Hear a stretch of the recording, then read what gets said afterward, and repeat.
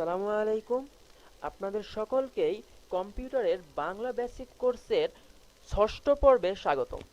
তো গত পর্বে আমরা টাস্ক বার সম্পর্কে জেনেছিলাম এবং আমি গত পর্বে এটা বলে দিয়েছিলাম যে এর ঠিক পরবর্তী পর্বে মানে এই পর্বে আমরা স্টার্ট মেনু সম্পর্কে জানব। তো এই যে এই অপশনটা যে দেখতেছেন এইটাকে বলা হয় স্টার্ট মেনু। তো স্টার্ট মেনুতে আপনি ক্লিক করার পরেই তিনটা সেকশন দেখতে পাবেন, লেফট সেকশন, মিডল সেকশন এবং রাইট সেকশন। তো তাহলে চলুন আমরা প্রথমে এই লেফট সেকশনের যে অপশনগুলো আছে সেগুলোর সাথে একটু পরিচিত হয়ে নিই। একদম নিচের যে অপশনটা আছে এইটা হচ্ছে পাওয়ার বাটন। এইখানে ক্লিক করলে আপনি দুইটা বা তিনটা বা চারটা অপশন পাবেন। আমার এই পিসিতে আমি জাস্ট দুইটা অপশনই দেখতেছি।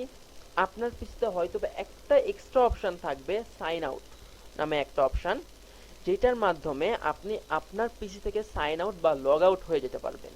পিসি বন্ধ হবে না, জাস্ট আপনার অ্যাকাউন্ট থেকে আপনি লগ আউট হয়ে যাবেন। সেটা হচ্ছে সাইন আউটের কাজ। এরপরে যদি আমি দেখি শাটডাউন, শাটডাউন এবং রিস্টার্ট এই দুইটার কাজ কিন্তু আমরা একদম প্রথম যে পর্ব ছিল সেই পর্বেই জেনেছি। তাও আমি আরেকবার বলতেছি, শাটডাউনের কাজ হচ্ছে পিসিটাকে অফ করে দেওয়া, রিস্টার্টের কাজ হচ্ছে পিসিটাকে অটোমেটিক অফ করে আবার অটো পুনরায় চালু করাই হচ্ছে রিস্টার্টের কাজ। এই হচ্ছে পাওয়ার বাটনের কাজ। এরপরে সেটিংস, সেটিংসে ক্লিক করলে আপনার সামনে ঠিক এমন একটি অপশন আসবে।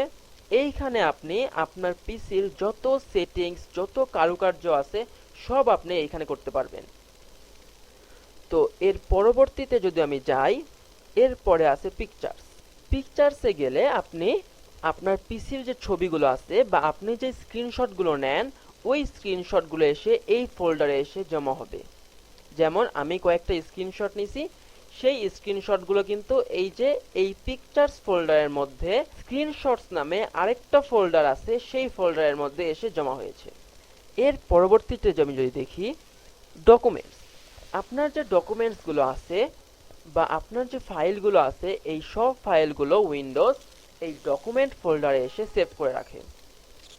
তবে এগুলো সব কিছুই যে অটো সেভ করে তা নয়, যেই অ্যাপগুলো ডকুমেন্টসে রাখে সেই অ্যাপগুলোর ফাইলগুলোই শুধুমাত্র ডকুমেন্টস ফোল্ডারে এসে জমা হবে।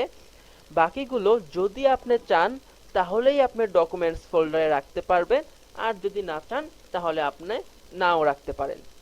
এরপরে যে অপশনটা আছে সেটা হচ্ছে ইউজার নেম, মানে এই যে আমি যেই কম্পিউটারে যে একটা অ্যাকাউন্ট ক্রিয়েট করে ইউজ করতেছি, শুধু আমি না, আপনি যেই উইন্ডোজ বা যেই পিসি ইউজ করতেছেন ওই পিসিতেও কিন্তু একটি অ্যাকাউন্ট ক্রিয়েট করা আছে।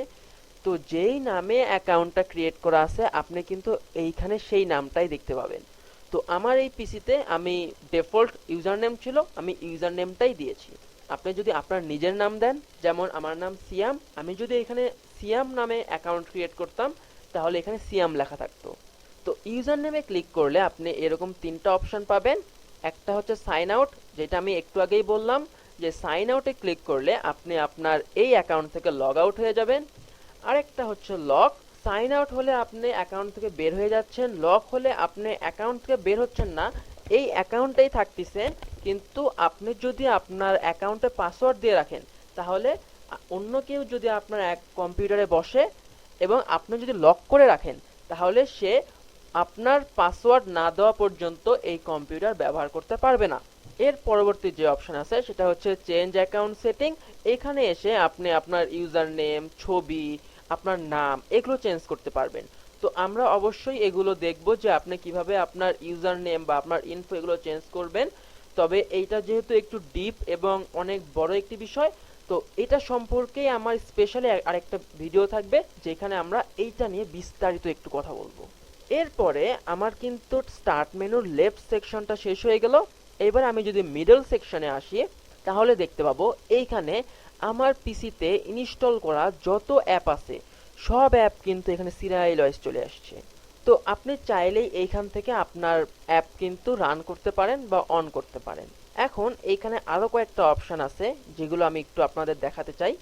যেমন মনে করুন এইখানে কিন্তু প্রত্যেকটা অ্যাপ কিন্তু অ্যালফাবেটিক্যালি সাজানো হয়েছে।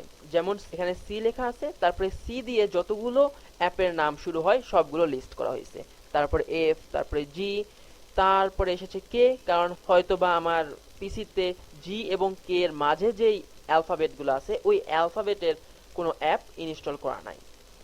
তো এখন মনে করুন আমি চাচ্ছি যে আমি এখন প্রথমে আছি, আমি একদম জেড বা ডব্লিউ নাম দিয়ে শুরু হয়েছে এরকম যে অ্যাপগুলো আছে ওই অ্যাপের লিস্টটা বের করব। তো কিভাবে করব? এই যে এখানে সি বা হ্যাশ যে আছে না, এইখানে ক্লিক করব। ক্লিক করলেই দেখুন আমার সামনে এইরকম অপশন চলে আসবে। তারপরে আমি যেই লেটার দিয়ে নাম শুরু হয়েছে এমন অ্যাপ খুঁজতেছি ওই লেটারে ক্লিক করব। যেমন আমি যদি এক্স এ ক্লিক করি তাহলে এই দেখুন আমি কিন্তু একদম এক্স এর সিরিয়ালে চলে এসেছি। এখন আমি যদি আবার সিতে ক্লিক করি, এই দেখুন আমি কিন্তু সি এর সিরিয়ালে চলে এসেছি। তো এইভাবে চাইলেই আপনারা আপনার পিসিতে থাকা অ্যাপগুলো খুঁজে বের করতে পারেন। বা এর থেকে আরো সহজ উপায় আছে, যেটা আমি গত পর্বে বলেছিলাম, যে আপনি চাইলেই টাস্ক বারে থাকা এই সার্চ বার ইউজ করেই কিন্তু আপনি আপনার অ্যাপগুলো খুঁজে পেতে পারেন। তো এরপরে যদি আমি দেখি, আমরা লেফট সেকশনটা জানলাম, মিডল সেকশনটা জানলাম এবং রাইট সেকশনটা এখন আমরা জানবো। তো রাইট সেকশনের কাজটা হচ্ছে, এই যে অ্যাপগুলো আছে এই অ্যাপগুলো আপনার মনে করেন খুঁজতে কিন্তু অনেক টাইম লাগতে পারে, বা আপনি বারবার যে সার্চ দিবেন এটাও আপনার কাছে একটু প্যারা মনে হতে পারে। কারণ প্রফেশনাল লাইফে আপনি যদি 1 সেকেন্ড টাইম বাঁচাইতে পারেন, ওই 1 সেকেন্ডে আপনার জন্য অনেক বেশি হেল্পফুল হবে।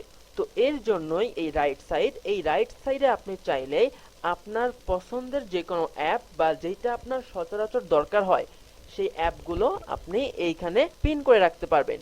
ঠিক যেমন আমরা গত পর্বের টাস্ক বারে পিন করেছি, ঠিক সেইভাবে আপনি চাইলে এইখানে পিন করতে পারেন, আবার আনপিনও করতে পারেন। বা একই ধরনের ফাইলগুলো বা একই ধরনের যেই অ্যাপগুলো আছে ওইগুলোকে একটা নির্দিষ্ট নাম দিয়ে ঠিক এইভাবে, যেমন এখানে দেখুন একটা ফোল্ডার ক্রিয়েট করা হয়েছে, এইভাবে ফোল্ডার ক্রিয়েট করে সবগুলো অ্যাপ একটি ফোল্ডার বা একটি সেকশনের মধ্যে রাখতে পারেন। তো কিভাবে করবেন? তো এইটা করার জন্য, যেমন মনে করুন আমি চাচ্ছি এই যে পেইন্ট 3D যে অ্যাপটা আছে এই অ্যাপটা আমি এইখানে পিন করব। কিভাবে করব? পেইন্ট 3D তে বা যেই অ্যাপটা চাচ্ছি ওই অ্যাপটা মাউসের লেফট বাটনে ক্লিক করে ড্র্যাগ করে এইখানে নিয়ে এসে ছেড়ে দেব। এই যে দেখুন এটা কিন্তু চলে এসেছে। এখন আমি যদি চাই যে এইটাকে আমি এইখানে রাখবো না, এই সিরিয়ালের মধ্যে রাখবো, তো কি করব? এইখান থেকে ক্লিক করে ড্র্যাগ করে এই যে এখানে এসে ছেড়ে দিলাম। দেখুন এইটা কিন্তু এখন এই সিরিয়ালের মধ্যেই ঢুকে পড়েছে, বা এক্সপ্লোর নামে যে সেকশন আছে এই সেকশনের মধ্যে ঢুকছে। এখন মনে করেন আমি চাচ্ছি না, আমি এক্সপ্লোর সেকশনে রাখবো না, আমি এইটাকে অন্য একটা সেকশনে রাখবো এবং ওই সেকশনের ঠিক এইখানে যেরকম এক্সপ্লোর একটা নাম দেওয়া আছে ঠিক ওইখানেও আমি একটি কাস্টম নাম দিব। তো কিভাবে করব? এইটাকে আমি আবার নিচে নিয়ে আসব, নিচে ছেড়ে দিলাম। ছেড়ে দেওয়ার পর দেখুন এখানে একটু গ্যাপ ক্রিয়েট হয়েছে এবং এই গ্যাপে আমি যখনই মাউস নিয়ে আসতেছি এখানে একটা অপশন আছে নেম গ্রুপ। এই নেম গ্রুপে ক্লিক করব। ক্লিক করে আমার পছন্দ মতো একটা নাম দেব। যেমন আমি যদি নাম দিই, মনে করেন আমি নাম দিচ্ছি এ, দিয়ে আমি এন্টার দিলাম।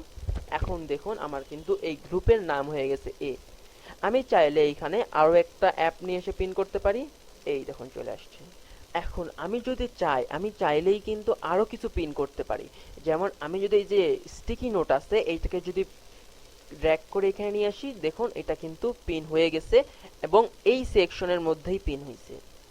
এখন যদি চাই যে না আমি এটাকে অন্য আরেকটা সেকশনে পিন করব, ঠিক আগের মতোই ক্লিক করে ড্র্যাগ করে নিচে নিয়ে আসব, ছেড়ে দিব। দেখুন এখানে আবার একটু গ্যাপ ক্রিয়েট হয়েছে।